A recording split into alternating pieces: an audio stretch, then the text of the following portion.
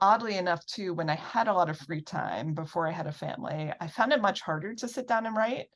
And then once I had my daughter, something about the time constraint and this kind of feeling of, yeah, time restricted and also a little bit of a mortality check just put me into full gear for writing. It's like, oh, I need to get these stories out there. I need to retain my sense of self and make sure I'm, getting that creative energy out there as I'm growing my family.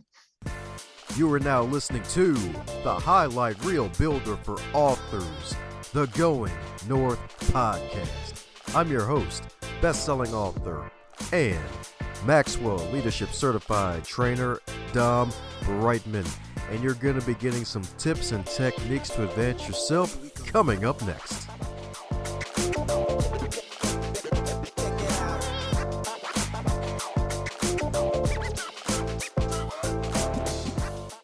Today's episode is sponsored by the Going North Podcast.com shop. Head over to that wonderful website to pick up some merchandise. We got shirts, hoodies, mugs, t-shirts, flags, notebooks, journals, just about almost everything under the sun, even stickers and buttons indeed for your lanyards and for your decorations as well. And we got multiple designs, advance others to advance yourself. We got the GoingNorthPodcast.com logo as well as outread your competition to outlead your competition. And we even got bags too, so check out the wonderful podcast merch shop and be on the lookout for sales. They got wonderful 35% off sales spread out throughout every single month, so that way you can save even more money, so you can get more bang for your buck, so you can bang out your goals through the inspiration you're going to get today on this podcast. Check it out like a library book, my friends. And today on the highlight reel builder for authors, known as GMP, the great, glorious, and glamorous, it's the Going North podcast. We got another super special, awesome human that can fit all three of those G's and more. That's right, indeed. Courtesy of my good buddy, Mr. Eminem, Mickey Mickelson. That's right, indeed. The wonderful PR extraordinaire for authors who has been kidnapped by the U.S. of A. from Canada to the great state of the good old Texas. That's right, indeed. The barbecue gets him every time, baby. That's right, indeed. And he's hooked me up with another super special, awesome human today, folks. That's right, indeed. Let me tell you a bit about her because she is a mom, baby. That's right, indeed. She's a mom as well as a wonderful New England-to-SoCal transplant. So that's right. So California believes in kidnapping humans too. His internationally published horror, fantasy, science fiction, and weird Western stories for collectible card games, podcasts, anthologies, and magazines. And she's also the co-founder of the Horror Writers Association in San Diego. So go Chargers, at least before they got moved to Los Angeles. But it ain't about this wonderful Chargers. It's about the one, the only KC Grifant. How you doing today, KC? I'm doing great. Thanks for having me on today. Oh yes, right indeed. It's definitely great having you on. Have you on like a button.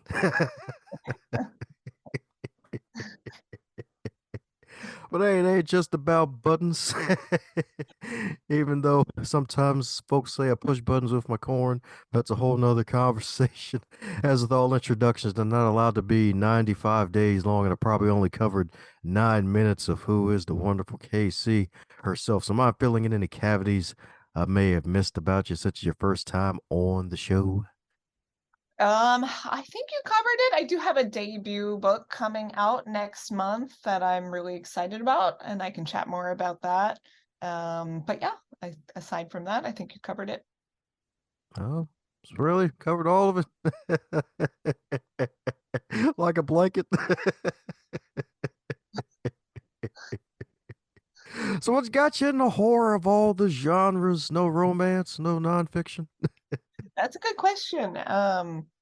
Horror is a funny genre where usually you think of kind of blood, guts, gore, and that is quite a bit of horror, but there's also so much more to it.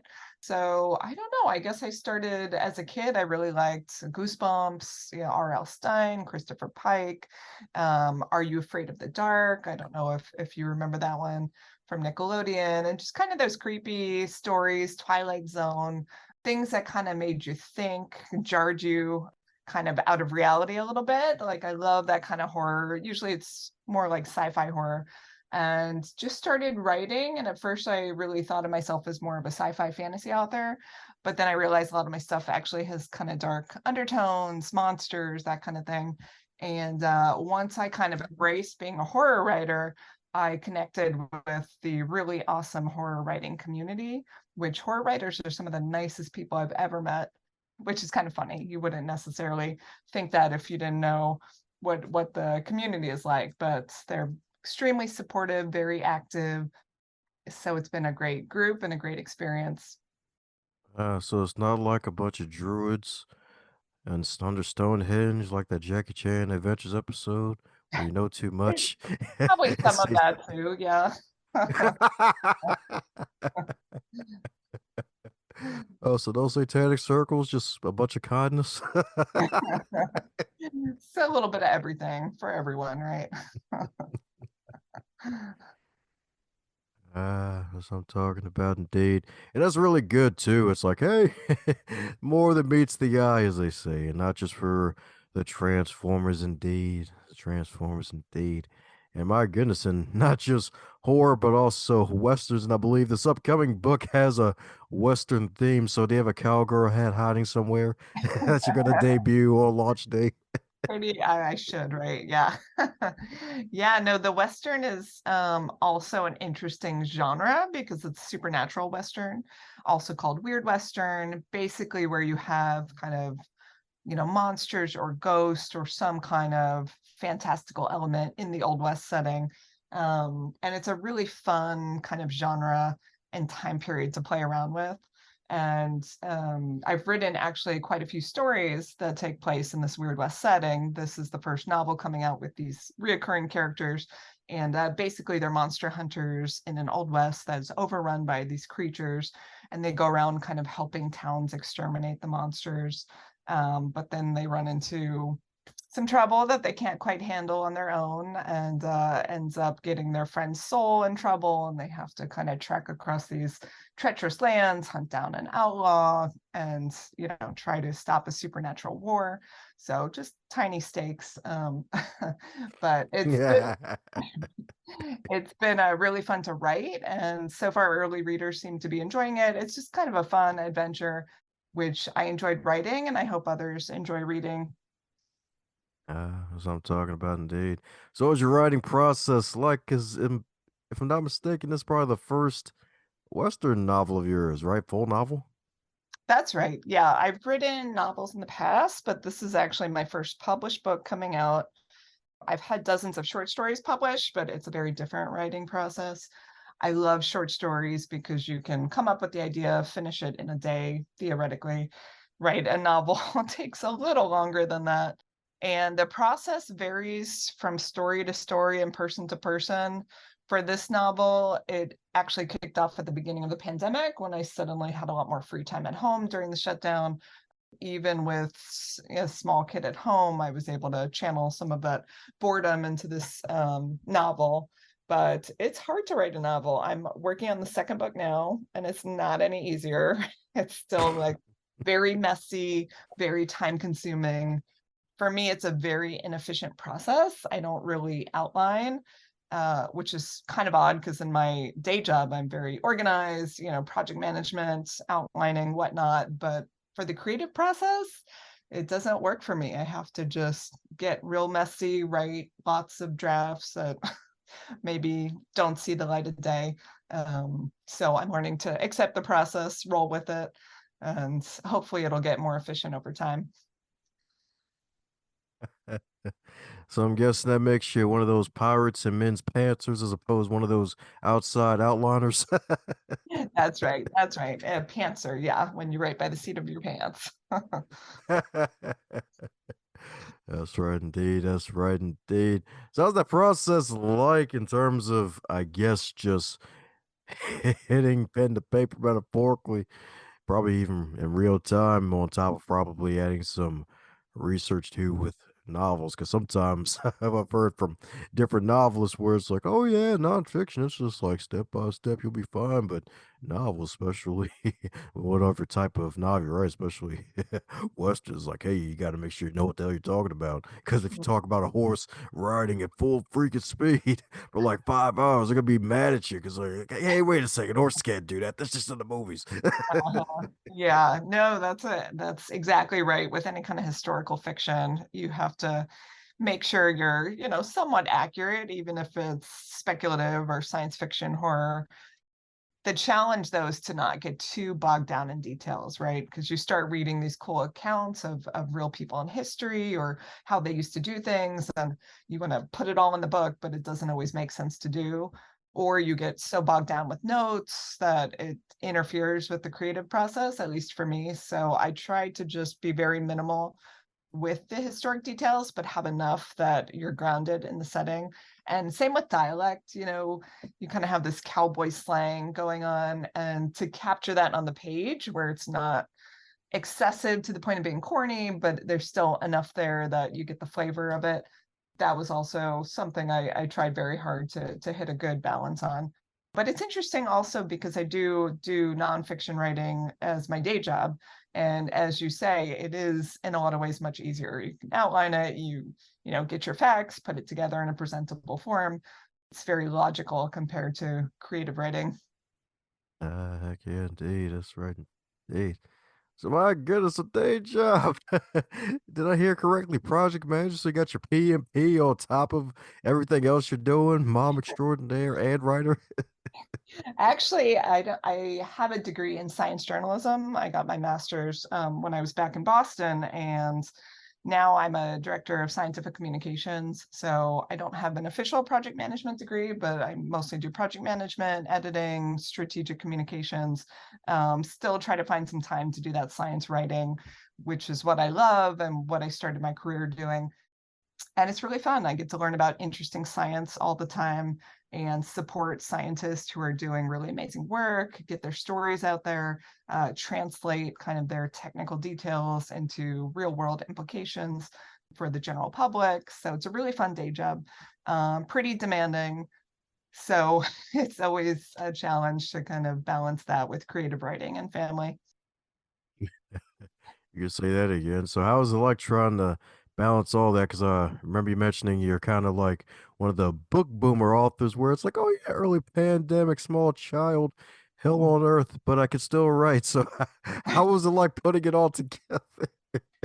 It was, for me, it became like a mental break and escapism to really go into writing. It didn't feel like work or a burden. And oddly enough, too, when I had a lot of free time before I had a family, I found it much harder to sit down and write. And then once I had my daughter, something about the time constraint and this kind of feeling of, yeah, time restricted and also a little bit of a mortality check just put me into full gear for writing. It was like, oh, I need to get these stories out there. I need to retain my sense of self and make sure I'm, getting that creative energy out there as I'm growing my family. I can't believe I've talked to like 700 plus people. I've never heard the two words mortality check together. I can't freaking believe. Like, that is freaking good because it's so freaking true. It's like, oh man, the invincibility, baby. That's right. I'm not 85, so I'm still freaking young, dang gummit. And then it's like, oh, kid, responsibilities. Oh, real life. Oh, Yeah, darn. I yeah, guess I'm mortal after all. true. That's right, indeed. That's right, indeed. So, by goodness, a big book coming out a month from the time of this recording. Then you're already working on book two. So, safe to assume this is going to be a whole book series, or is it going to be something totally different? I'm planning it to be a series, and I think more than a trilogy. But we'll see. We'll see how it goes, how it's received, and um, yeah. But that would be my kind of ideal situation, just to have these continued adventures happening for as long as I can write them. Heck yeah, that's what I'm talking about, indeed. So, in addition to the book launch, what are you excited about over the next few months? Oh, that's a good question. I've been so consumed with the book launch. I'm excited to get the second draft done for sure. I've had some short stories kind of on the back burner that I'm excited to get back to as well. Just kind of taking notes for those now. And yeah, seeing my 2-month-old son kind of grow over the next few months is going to be a lot of fun. This is such a special time where they're changing every week when they're this young. So that's, we saw his first smiles a few weeks ago. I'm excited for that first laugh and all those milestones that are coming up this year. There we go. Milestones and smilestones. That's right. That's right indeed. That's right indeed. The stones that'll make you smile. That's right indeed. The stones that give you glory, aka courage. That's right. You'll love to see it. That's right indeed. You'll love to see it. So growing children and growing books, you'll love to see it indeed. So by goodness, since you've been on quite a few interviews, especially promoting the good work you're doing, is there a question that you wish folks would ask you more often? I like that question actually. When I interview authors, I love asking them what kind of character they would like to be in their genre.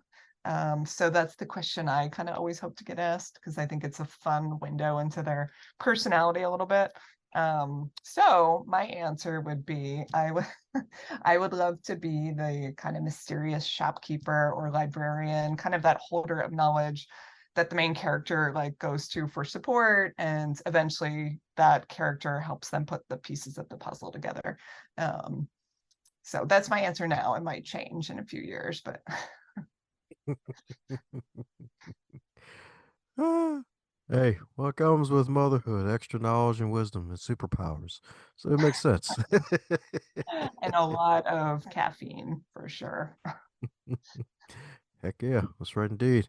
It's like those classic old wonderful beer hats you see on the cartoons with the football lovers. It's like, oh yeah, it's all coffee. It's all IV to me. It's good stuff. Yes, I would not be here today if it was not for coffee. That's what I'm talking about indeed. So my goodness, so the purveyor of knowledge, the shopkeeper, the librarian, keeping all the secrets buried. That's right indeed. That's right indeed. So speaking of buried secrets, what would you consider the biggest secret that you found out that was no longer a secret that helped you to get the courage to become a writer? Ooh, that's a really good question. um, I would say I don't know if this counts as a secret, more like advice, but the whole kind of fake it till you make it mentality, I think, is really helpful when a writer is just starting out and they're kind of pitching their work, trying to get out there, trying to make connections. You just feel like an imposter, right? That imposter syndrome can be very strong. And I don't think that ever goes away. I mean, I've heard from New York Times bestselling authors that they always have imposter syndrome. So that just kind of channeling it, that I'm going to just pretend it's fine, pretend I belong here mentality when you're feeling insecure, I found that to be very helpful, especially when pitching the book, because the Weird West genre is not very popular right now. So I pitched to so many literary agents and publishers, and people liked the idea, but basically the feedback I got was that it was not really something they could market or sell.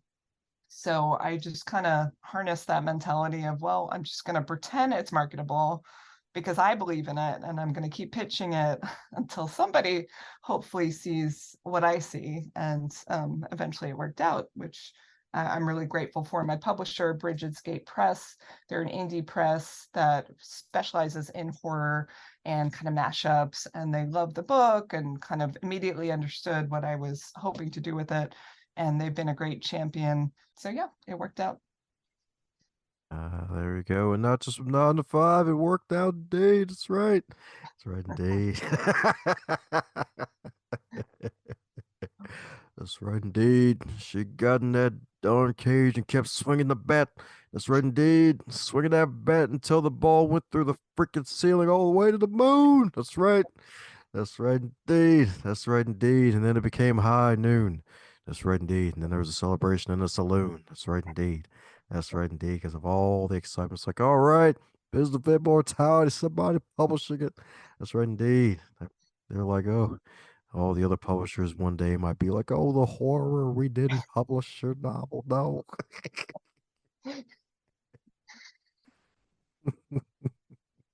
Oh man. So my goodness, so this wonderful book that's coming out, if it were a food, what would it be and why? Ooh, what would it be and why? I think it would have to be a comfort food, but with a twist. So let's say like, hmm.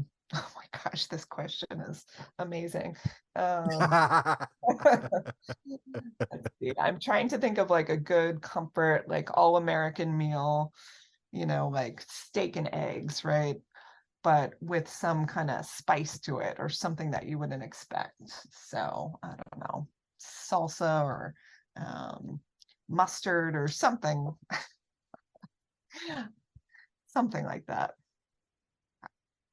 Oh, Anything? okay. Oh, okay. I gotcha. I gotcha.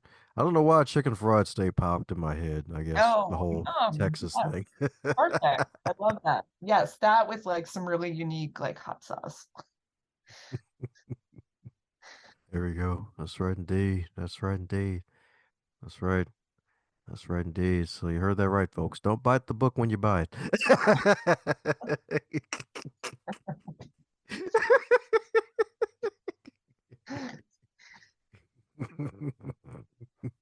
If you feel like it's, if for some strange reason you do, and you get a metal feeling, that means you're reading gold.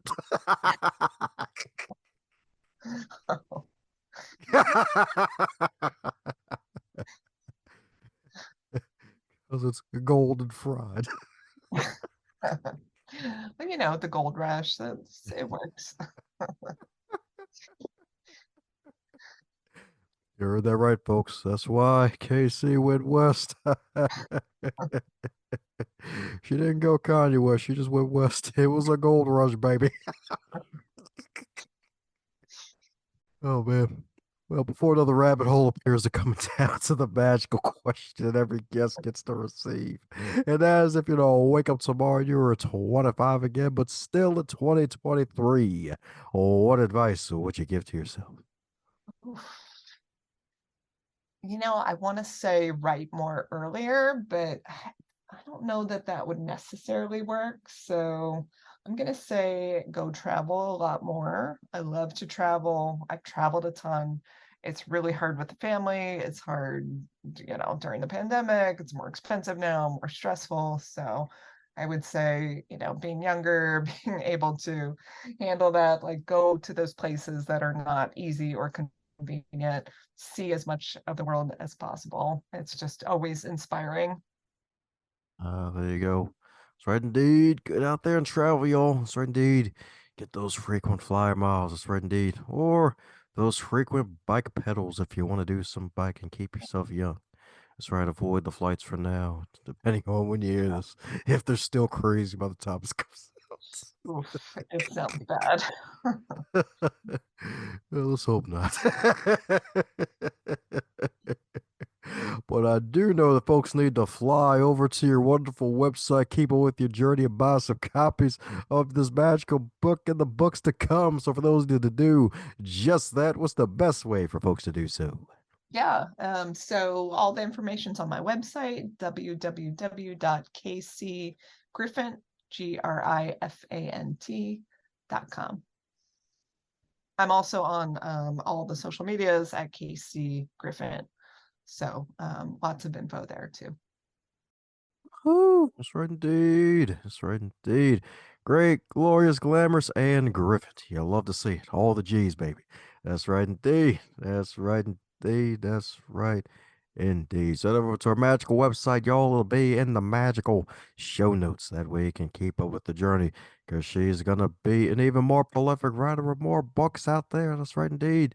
She will soon have an Egyptian pyramid of books. It'll be a great day.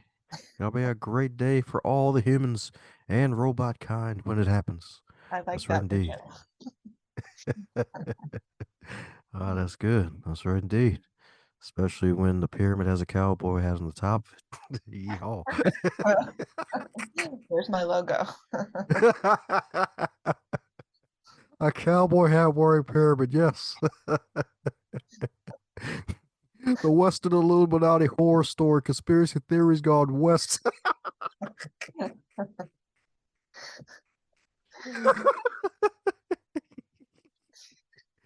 And you thought high noon was a time. Oh, it was a time, all right. Before I go any deeper down that rabbit hole, any parting words before we close up shop? No, thank you for having me. These questions were amazing. I will forever think about what food my book will be in the future. So thank you for having me. I appreciate it. Thanks a bunch for investing your time by listening to this wonderful podcast today. I hope you enjoyed it, and if you really did, do me a solid and leave a review or share this episode with at least 3 people that you think would get some value out of today's content. Advance others to advance yourself.